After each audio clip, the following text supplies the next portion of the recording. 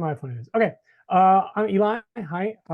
I'm going to start my presentation in quick demo, hopefully. I know this is birds of a feather, so I will proceed with a quick kind of free demo presentation to let you know what I'm talking about. Then I'll do the quick demo, hopefully, and then discussion, open discussion for everything. So let me get going here. Let me hide my Zoom bar. It keeps always cropping up when I press escape. Okay. All right.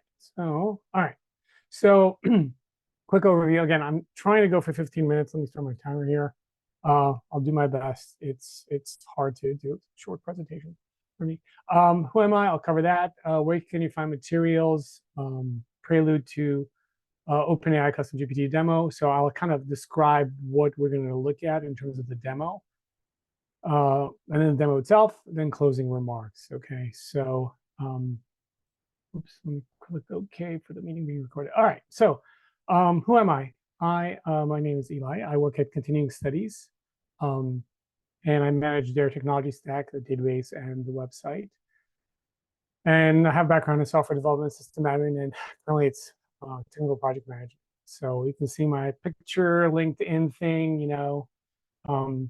some stuff that I've gotten, PMP and the various other certifications. I also love to teach. Currently, I'm teaching at Continuing Studies. I started teaching for the program way before I started working there. And I teach beginning programming in Python. I've taught other courses, Java, PHP, JavaScript. I've also taught at UCSD Extension and Foothill. I tend to also, just as before I get to the cat thing, tend to talk fast. So I'll try to slow down. I'm originally from New Jersey, so that's kind of a thing. I do like cats, as you saw in my title here. Yeah, let's talk about AI, Grumpy Cat. So presentation logistics. I was creating this presentation materials. They'll be available on Google Doc, and you see the bit.ly link there. This webcam 2024 Eli. I should probably I should mention it at the end too, because I just realized that some people come in later. So if the host can remind me of that, Brian, you can remind me. Okay, so prelude to the demonstration, the custom GPT demo. Okay, so as a warning, as you'd expect, everything is changing. AI, right? LLMs, latest and greatest, OpenAI, Microsoft, Google, etc. So for the moment, at this point in time, I'm covering something that currently is what I think is correct. So, disclaimers and all that. So I'm going to use an OpenAI, using their platform, to create a custom GPT. Custom GPT is confusing. Oh, sorry, one more thing. I kind of brushed over logistics because of the short amount of time. Let's hold off questions until the end because it's birds of a feather, so you can ask questions and it'll be part of a discussion with everybody else. So getting back to this. So using OpenAI to create a custom GPT. So custom GPT, and GPT is a kind of loaded term across the board, right? It's confusing in OpenAI's documentation, right? So I want to kind of just focus on the two of their products / services. They have other offerings, of course, and they're working on doing their thing in terms of a business monetization, all that. So product one is the API to make your own chatbot. And then product two is the custom GPT creation on OpenAI's platform for their GPT store. Okay, that's super crucial. The demo is about product two, but I will just kind of mention about product one, so hopefully there's some clarity about that. So product one, okay, so you'll see pictures on the right, and the presentation PDF, this will have links, but the links I've outlined there. So basically, if you go to openai.com, you click on the fastest powerful platform, blah blah blah, the developer, and it leads you to this other link, which is the API link, and then which leads you to the platform, the OpenAI's platform. And you'll see on the right lower picture, there's the build assistant, which is basically building an assistant like a chatbot or whatever, using their API application programming interface. So basically, you are coding on your side through your infrastructure, through your app, talking to the API, you're paying a certain amount for that access on a per usage basis, a metered basis. And then you do your thing, right? It can be on your website. you may be using another third-party product that does this, and they charge you for their usage plus the usage of OpenAI. So there's a lot of different options for that. Our demo, just to be clear, is not about this. This is a much kind of bigger topic, and it would require a much longer demo and things about that.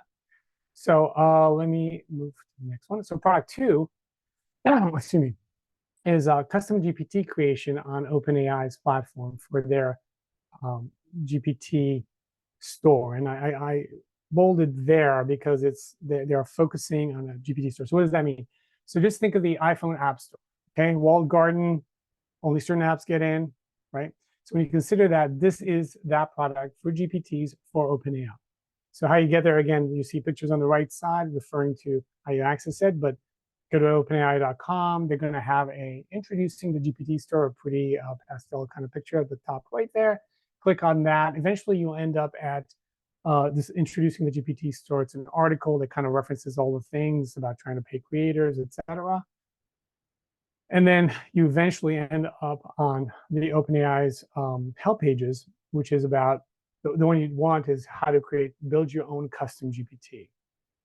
Now, one thing to be very clear about this, because it's a store, because it's their walled garden, you do need a ChatGPT Plus subscription.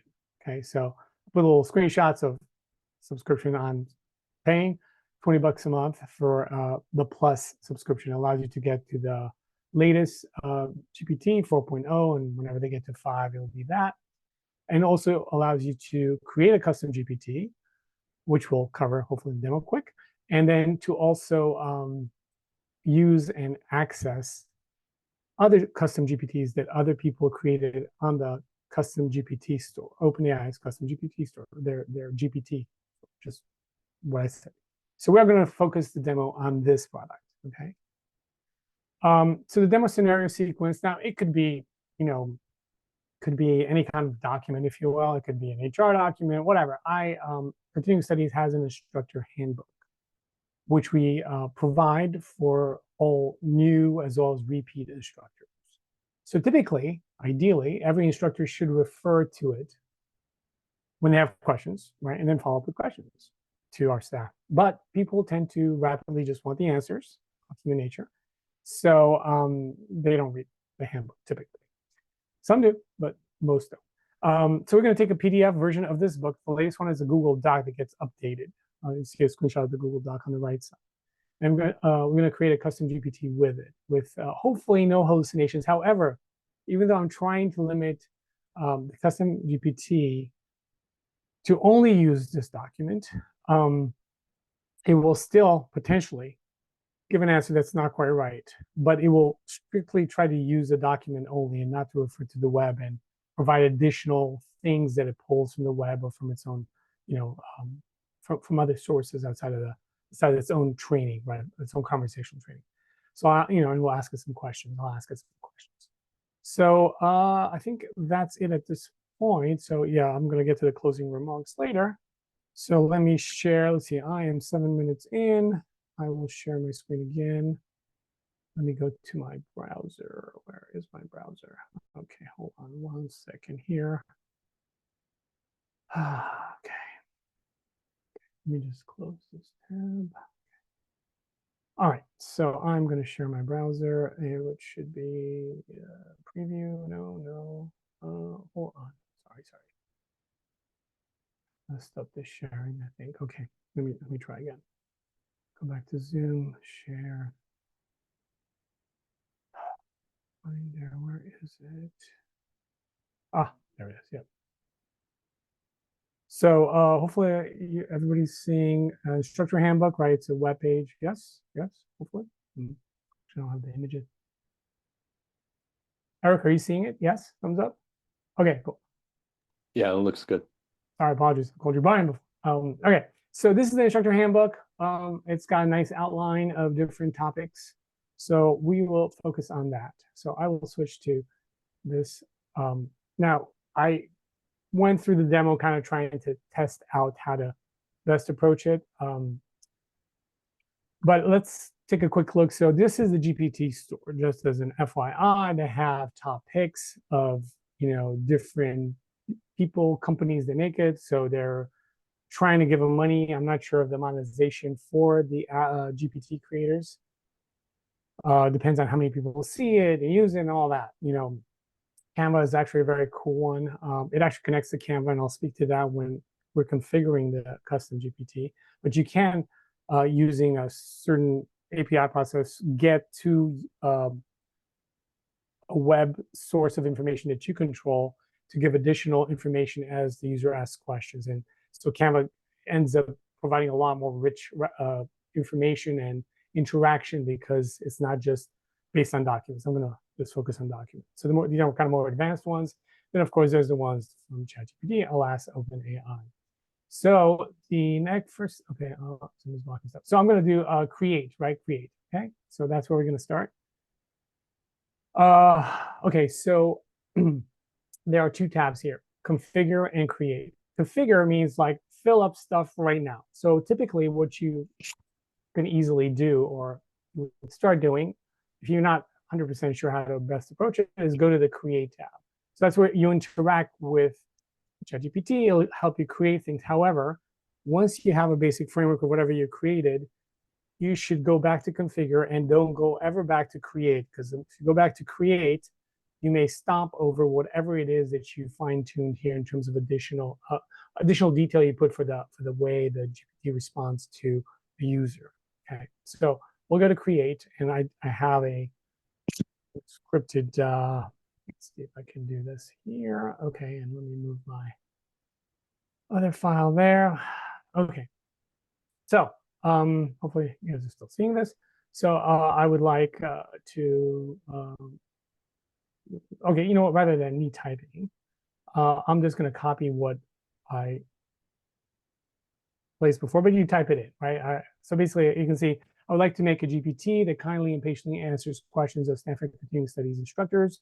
This GPT's responses will be strictly based on the instructor handbook that I will upload, right? So I put that in, and then it'll automatically, yeah, okay, yes, okay, so there it goes. Great, I've set up the initial behavior based on description. What about Stanford Instructor Helper as the name for this GPT? This is what people will see on the GPT store. So I show that name sounds great. Okay, so I put that. Okay, so there it is. Oh, so it automatically generates a profile picture, which is fantastic. I mean, why not?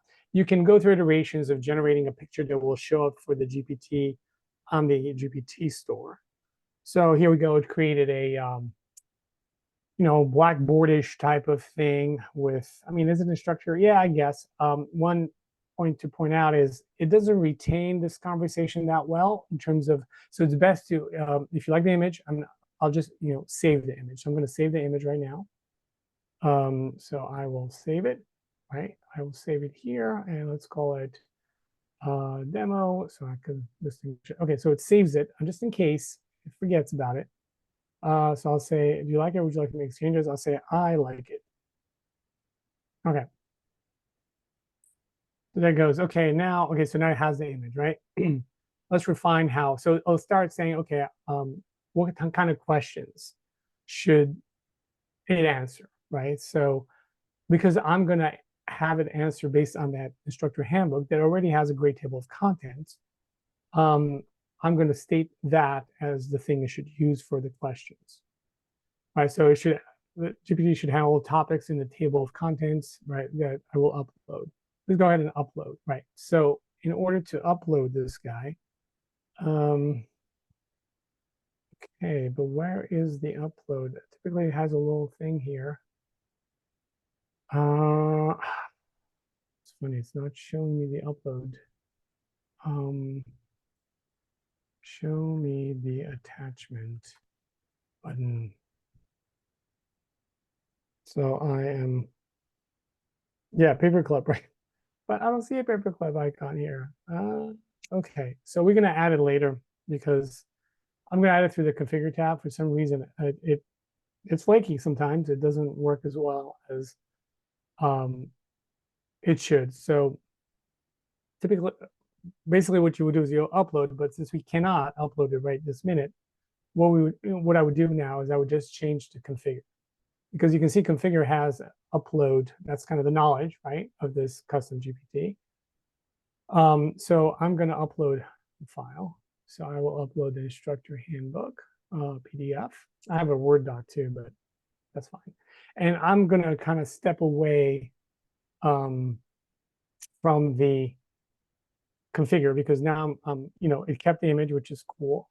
So we're still in the creation step because I didn't press the create button. It's in a draft mode, so you can see the draft up here. These are not questions that are applicable. I just put in some questions. These are just conversation starters that will show up when you run your GP when it runs. So I'm going to add some specific questions that are applicable based on the topics in the handbook. So here I'll add some here. And again, I could have prompted those, but unfortunately it didn't let me. And it's not like beta, but it's certainly, it's quirky at times, which is just the nature of software, I guess. Okay, how do I get course evaluations? Let me put that in. So I'll put that here. Okay, cool. So that, and another thing is I could have it browse the web when it's not sure about an answer, in order to kind of prevent it. Now it can still hallucinate, because again, you have a large language model running that is providing the conversation capabilities, right? And the integration of that information. But I don't want it to web browse. I want it to stay as much as possible to the handbook. And I certainly don't need any image generation. If you needed to deal with code, for example, like a coding class, whatever, you could do code interpreter too. So not applicable either. One thing about here is create new action is that if you had wanted to more proactively, like dynamically provide data to the custom GPT, then you could do so using actions. And actions would allow you to put basically API related information that the custom GPT would talk to your website or to your API provider, to your content provider, so that dynamically. So Canva is an example of a custom GPT that does that.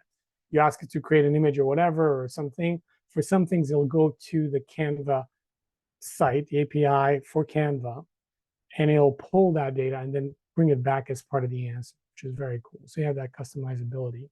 Additional information here, if they can use the conversation to improve their models, that's fine by me, but again, it's up to you. And obviously, with any kind of data, you have to be very careful. If it's very sensitive data, you have to really look at the privacy policy, and certainly and examine whether you want to do everything on-prem or to use this kind of capability with their product.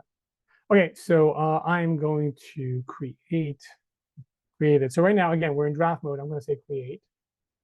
Okay, so when I create, I can share my GPT, and I'll come back to this, that remember that you need a ChatGPT Plus subscription, that $20 per month thing, right? If you don't have a subscription, you don't have an account, you will not be able to see this GPT or any other one, custom GPT. So, right now I'll say only by me, because who wants to see this right now, right? Anyone with a link, anyone with a link that has a ChatGPT Plus subscription. And so that's this option. And I'll publish to GPT store. Now, to publish to the GPT store, I would have to have a profile, meaning I would have to identify myself. Either they use the name off the credit card that I've placed to purchase my ChatGPT Plus subscription, or I can have a website where I put a little, it's kind of like when you have A records, when you have, for example, in Google Analytics, you want to tell it to, give you information off your site, but you have to put a little bit of a little text file on your site to prove that you own that site. It's kind of a similar process. And then in that case, you could then have a website that represents your GPT store in terms of your identity. So I'll say, only me. So now it's just going to go ahead and hopefully create it. Hopefully all those GPUs are running. Okay, there it is, right? So I can say view GPT. And on the right side, before I go there, it's never, this was additional just like to test it if you wanted to, but so, we have that here. So here it is, you can see it here. This was my initial test before our demo for my presentation. This is the one that we just created. I had noticed that it put the questions from the configure page that a person can ask, a instructor can ask. Right? And then, you can start asking. I can say, okay, can I use Slack? Right? Oh, I spelled Slack, but I think we'll figure it out. As an instructor, you can say, okay, can I use Slack? Right? So it should look at the, why is it taking so long? Yes, you can use Slack. So again, it gives you information from there. Okay. It's good for step-by-step. For example, I can say, where can I create my course? Where do I create my course, right? So now it'll go through and pull data from the PDF without hopefully augmenting some things that it thinks, but it is pretty good in terms of that.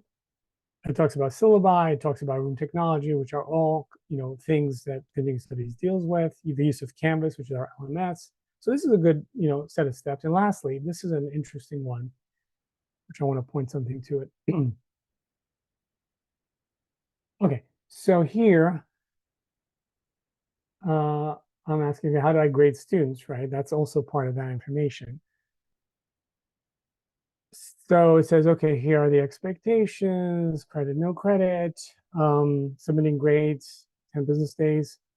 Oh, interesting. Okay, so I had the exact same question in my previous, the other GPT, the test one I did, and he told me that the grading, putting grades have to be done through the through Canvas, which is totally wrong for our program. There's an instructor portal. However, this got it right. So it's not quite hallucinating, but it didn't get all the accurate data. But perhaps because I did upload that document before, might have had more time to integrate it. Maybe, maybe not. So let's see. Okay, so that's it for that. And I guess the only last thing. So for example, if I want to edit my GPT, I just go to my GPTs. So this is the initial one. I can edit it, and I can. There's a lot more that can be done. This is a very sparse. I can add a lot more.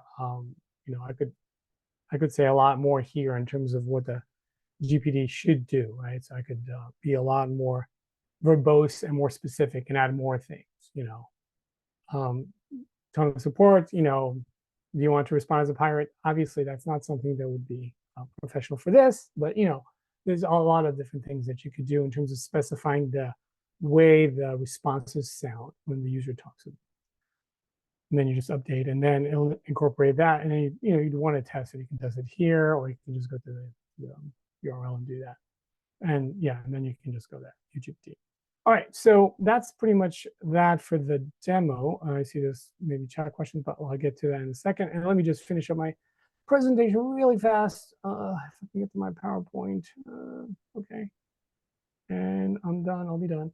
Okay, so my product demo scenario. Okay, so I did that. Can you guys see my Eric? Can you see the Yeah, like? no, Okay, okay. that's on there again. Yeah. Okay, perfect. Thank you. So, oops. All right. So a couple of things about that. Closing remarks. Very easy and quick to create an OpenAI custom GPT, as you could see. It's been 23 minutes. Apologies. I know birds are feather. Pros, easy to create, easy to update with documents and prompts. Now, it's not as extensive as something that you do significant training on with like your full suite of documentation from your company. That's a whole different thing. Like typically it's called RAG and so on. Cons, you need a ChatGPT Plus subscription right now, $20. I don't know if that will change. You can't access other custom GPTs from the OpenAI's GPT store without a subscription. That's another negative.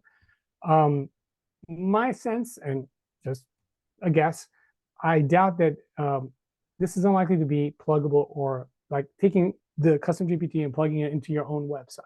And I think the key point is the cost, right? So you have GPU and chip costs for OpenAI, right? So everything they run, right? And you're not paying per usage when you are under the $20 subscription for this.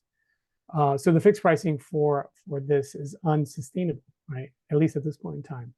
For if you have a chatbot on a website that anybody can access it, right? Which is where that product one approach, right, via metered API access is the one that where you can create your chatbot, but there's a lot more involved. And it gets easier and easier by the day, but it's metered, right? So you basically pay for your usage and for whoever's using it, right? And that's it. Okay, great resources. I will have this in my document um, in the Google Doc that I had ability, and I'll come back to it like really fast. But there's a really good YouTube resource. This video that I have here describes this very well, all step by step, the custom GPT. A guy named Network Chuck, which I adore. He's great. And then amazing explanations by this 3 blue, 1 brown of LLM technology and neural networks. And just a quick plug for our continuing studies. We have AI-related courses. I can personally vouch for Charlie Flanagan's summer quarter courses. He's a really good instructor, as is BoF AI Vasor. And the obligatory cat picture. Thank you very much. And I think that's it. So for those that showed up late, this bit.ly webcam 2024 Eli is where you'll find this information. I'll have the presentation up there. And you want to contact me or Slack, whatever. All right. I just put it in the chat there. Oh yeah. Good point. That's it. So I'm done. 25 minutes. Yep. Any questions for anybody if they put them in the meeting chat or raise your hand or? Great presentation. Oh, thank you. I appreciate it. Yes. Anybody else? Or we can talk about whatever you guys want to talk about. It's not about this. I think that's it's all encompassing AI. There's so many different things you can do with it that like it's limitless, really, and it's just getting better every day. It's pretty mind-boggling, overwhelming at times, I think, but it was very, very interesting. Yeah, it's very easy, but unfortunately it's also very walled up. Okay, somebody raised their hand. Oh, Robert. I know Robert. I kind of have a question about what have you found any benefits through making a custom chat GPT versus just having a conversation, like starting a conversation with a chat GPT where you say, hey, I'm going to upload this, just give me answers based on this thing? Because it seems like through this mechanism, like sharing it with others still isn't super easy because they're all going to need that subscriber account. So it seems like you're still setting this up more or less for your own personal use case. Is that right? Yeah, and well, yes. I mean, OpenAI, I think, keeps changing like their subscription offering. Now they have like a small business subscription for multiple people, in which case you could have your custom GPT. Let's say you load a bunch of docs related to whatever procedures that your company does. And then you have your coworkers and colleagues that will, interact with that information without reading it. I mean, I think HR documents, I reached out to my HR folks saying, hey, do you have the admin guide as a PDF? And they're like, no, we cannot have that because has to be updated all the time. I'm like, okay, but who reads it? But okay, get my sarcasm. Anyway, so Stanford is an organization, obviously, for the 16,000, whatever number of employees we have, that would not be sustainable. You'd have to use the API product one approach to create your own chatbot, metered approach, more safe in terms of the exact things you want. And I mean, there's all that stuff. So yes, I think it's more like, for example, like Canva, like the language GPT, where you have people that want to do some kind of language type of training, and you connect that using the actions kind of API from the custom GPT to your site. It could be a monetizable thing for individual GPT builders or perhaps a small company. So yes, you're right. For something bigger, it's not as sustainable. And I don't know if at some point, I mean, they're starting to open up like ChatGPT to the world in a limited way because of the costs. So potentially the ChatGPT store will be opened up, but you're right that you're still constrained because, you don't want your group's stuff to be showing up for everybody else. Right. Did I answer your question or did I? Yeah, definitely. Okay, cool. Let's see. Mm, Okay, I don't know. The question from Vicky, can you let it create static content that can be copied to a website, or does it require a fee to place the content on a site? Can you let it create static content that can be copied to a website? Would it allow someone who doesn't know CSS to define the criteria to use in Well, Backdrop or Drupal? I mean, definitely you can use just a regular chat GPT. I mean, to create static content. It's really, really good. Version GPT-4, OpenAI GPT-4, which you get access to with the $20 per month, to code up things, to ask questions, troubleshooting CSS. I'm sure Drupal, everything that is accessible on the web as documentation. They slurped up. OpenAI has, and there's all issues about how much they took and all that. That's not for me to comment, and I have my own opinions. That's not. But the point is, yes, you can. You don't need a custom GPT for that. You absolutely can just use GPT-4. And there's Claude AI, which is another LLM, but you also have to pay. Pretty much, it comes up to around $20 per month. But it's super helpful. And the difference between like GPT 3.5, which is available for free, and 4 is huge. Actually, it is a pretty big step. It also gets information from the web when it needs to. So yes, you can do that. Create your custom. I've used it to troubleshoot things. It's great. Okay. What else? Let's see. How do you guard against people training it incorrectly, like with the thumbs up and thumbs down and suggesting a better, like, do you know how any of that works internally? That's something I've wondered since it came out. Oh, no, I think that's all part of their special sauce type of thing. I'm sure they Yeah. have, I think what they get as thumbs up, thumbs down is it probably queued into some other filtering mechanism so that they before they even bother with it. So, they probably use their own kind of LLM or their own kind of internal chat GPT to sort that out before they even bother checking.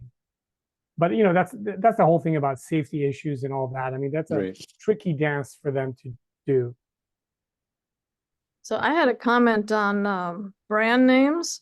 I'm surprised that both in this session that it allowed you to, do Stanford helper unless you typed that in, and any other session, they created like a robot typing in the library and it said Stanford University. What I've run into is depending on what you're creating, it might not let you because it'll be like that's a copyright violation.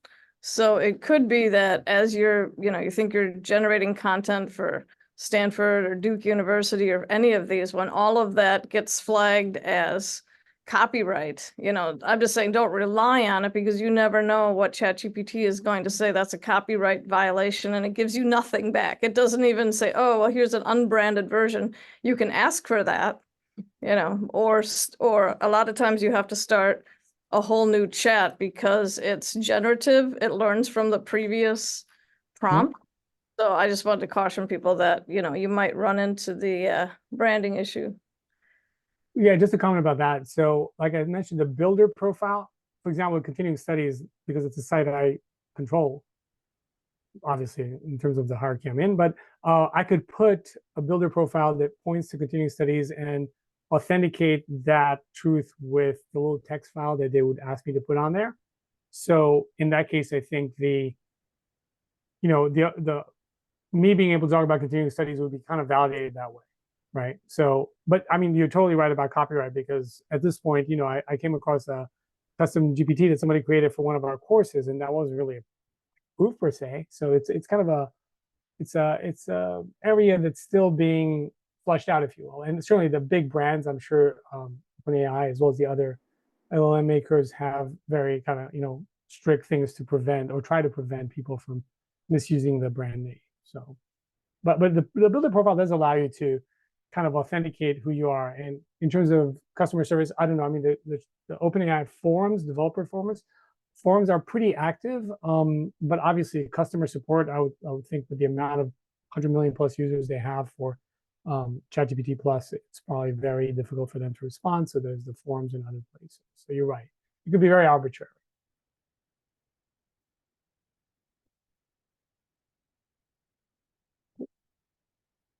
What else? Anybody else? Any other? Just whatever you guys want to talk about, not just with me, with each other. Birds of a feather. Remember that. I had maybe you would like to comment on, some people might be interested in, what do you see as the future? You know, you're like a Drupal developer, you're starting to learn about ChatGPT or maybe Open AI. Where would you point people? Where would you say, okay, learn this first, learn this next? This might, or is it just kind of the wild, wild west still? Well, it depends. Like if you're saying, okay, are you a new Drupal developer or an experienced? Because that makes a big difference in your scenario. It's so okay. So I'm in two screen. Can I get in your screen? No. Okay. Oh, because you're not in front of the camera. I can turn my avatar off and then you guys will see Irina. So you can see both of us, I guess. Maybe. So Here it is. I want to second Andrea question to ask both for possible use for novice developers, for experienced developers, for onboarding developers, and especially using this for open source projects. And I'm going to jump into my window. Well, I mean, this is my opinion. Anybody else, please jump in. But for a novice developer, it can be very helpful because ChatGPT has brought in the Drupal API documentation. Now, how up to date, I don't know, but I think it can be very helpful in that. And of course, there's also GitHub Copilot, right, which is even more so trained on open source code and things like that, right? So that's a different subscription, but it still uses OpenAI's technology behind the scenes. So if you're saying I'm onboarding a new developer, I want him or her to follow the style guide, coding and other stuff like that, then maybe you can create a custom GPT for that, for like the actual documentation for that specifies that. But for actual just learning how to use Drupal, best practices, that sort of stuff, I think GitHub Copilot is really good at that because it's very specifically trained on that. So it can be a helper, but I think there's also that part where it's like,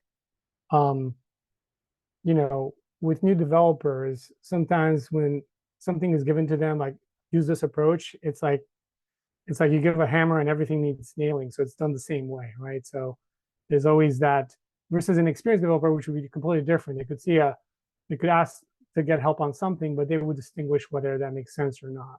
So obviously, it still comes back pairing an experienced one with a non-experienced developer, but it can be very helpful for learning, no question about it, especially when you get errors, there's Drupal or otherwise, any kind of language, and trying to decipher what the heck is it telling me? Like, what does this mean? Why is this a problem? For those things, it's amazing because it helps you kind of decipher the error message and what might be wrong. So it's kind of a wide range of things for that.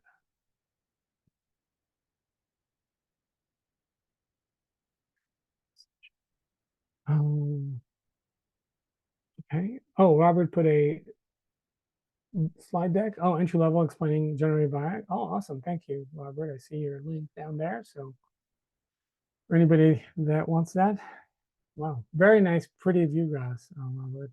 I commend you. That was my blank space type of presentation. Cool. Oh, these are really good. Yeah, it's a good general overall overview.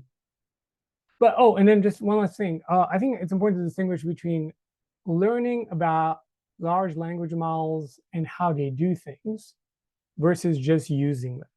I think personally, using ChatGPT in various ways, learning how to ask it prompts, how much detail you need to give, just iterating on that just through day-to-day usage, I think is super helpful from a usage perspective. The links I had, like the 3 Brown Blue YouTube, if you want to learn how things work behind the scenes, the 2017 Google paper and all that stuff, that's a whole different deal, right? But for usage, I think that just playing with ChatGPT initially is super helpful, or whatever you use, whether it's that, Claude. I don't know if Mistral has a chat interface, but that is super helpful to just understand that how much it knows and how much it doesn't know, and how it adjusts to your questions and all that. And I keep adding stuff. For example, now ChatGPT Plus subscription, it remembers all your other interactions, so you can actually ask it a question based on something you talked about, 30 conversations back. It'll still keep that history. Now, whether you think it's great or not, creepy wise or not, that's a different question, but it's useful. Something that I've found that ChatGPT is quite good at is if you provide it with some language in a certain style and that you're wanting it to generate back to you in a new content in that same style, it works remarkably well. But like that's the core thing that it is very, very good at. So you can upload or just copy bodies of text to it and then say, here's some new information, write it in that style that I previously uploaded, and it will do it very, very well. Yeah, it's really good with that. It's also very good with summaries. Like if you have some transcript information and you want to break it up into topics discussed, things like that. I mean, Microsoft is already incorporating that as part of whatever teams and all that stuff. But yes, it's really good at recognizing kind of patterns and distilling things. So that's a really kind of easy, like good use of it. And like you said, like it's able to translate, like understand context sufficiently to provide that in terms of style. Andrea, do you want to talk a little bit more about what you mean by giving it a persona? Okay, so what I have done, and let's say that you want a logo. And so you say, I don't know, do you mind seeing my avatar? Let's say that you want to give it a logo. And so if you say, I'm a marketing expert, or I am, a content creator or whatever, depending on who you are, you get different results. The other thing that people should realize is that it can never, I mean, from my experience with DALL-E, DALL-E, you never get the same thing twice. You can say again, and it's kind of like having like this like super creative 8-year-old that's just ready to draw. When people say it hallucinates, it doesn't hallucinate. It just has a hard time placing text on images. And so it'll get that wrong, it'll spell it wrong, and you ask it, 10 times, it'll use the previous one. Sometimes the first thing it creates is the best. And then, you can start all over again, or you start out with a different persona. So you always want to say I'm an expert at such and such, right? Or you could say I'm a novice developer, write me, 10-line PHP code to do something or other, and explain each line. And it does this thing that YouTube never did, which is when you tried to learn any programming language, Python, on YouTube, what you got was a very introductory, rudimentary course. And then, of course, when you went in, then the you is all of us, or maybe just me. Then when I went in and said, okay, I'm going to write this program, you hit a brick wall. You can't do it because the middle is missing. So then as you look for resources, you get all the experts on Static Overflow, and when they're not shaming each other and giving each other hints, you're completely lost. You don't want to just copy and paste their code because it's broken. And so or sometimes, or it doesn't apply to whatever it is you're doing. So what ChatGPT does, if you say, I'm a novice developer and I need code for such and such, and explain every line, it's a wonderful aha experience. Oh, that's what that's doing. Or we have a very brilliant vendor that helps us with some of our custom Drupal modules and code. And I'll say, oh, okay, what does this do? And I'll be, oh, very clever, Ethan, and then you just really learn right along with this. If you say I'm an expert, then you're going to get code that's, if you're a beginner, that's going to, it's going to be for your level.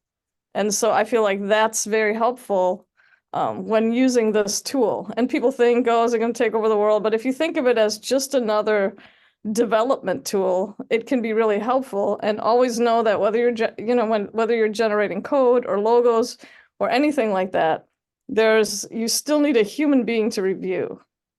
And I think sometimes that's missing, because I think that's a very important component, because otherwise you're not going to get, it's not meant to create a complete product. It's not meant to take your job. It's a companion. Yeah, totally agree. And also for like images, I think Midjourney might be actually much better for that than DALL-E. Because I think they're focused on that kind of Yeah, image creation. Maybe. But no, you're totally right, by the way. In terms of line by line, it's amazing at explaining code. Like just like this is what this means. It's great. Midjourney has other complexities and a little bit more of a learning curve. Midjourney, I think, like now if you go on Instagram or some of these places where they, there's certain people that do a travel blog and other people that have these fantastic, architecturally unstable scenes. You're overlooking a cliff and there's snow and rain, and a lot of that is ChatGPT, both on YouTube and on Instagram. Yeah, and also Sora, the video stuff is coming. So that'll be interesting. All right, I think we're at time, right? Is that right? Yeah, looks like it.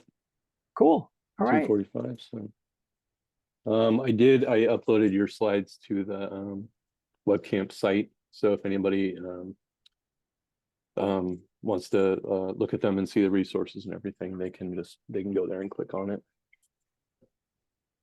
Okay. Cool. So thank you very much for attending, and I hope to see you folks around. Okay, cool. Thank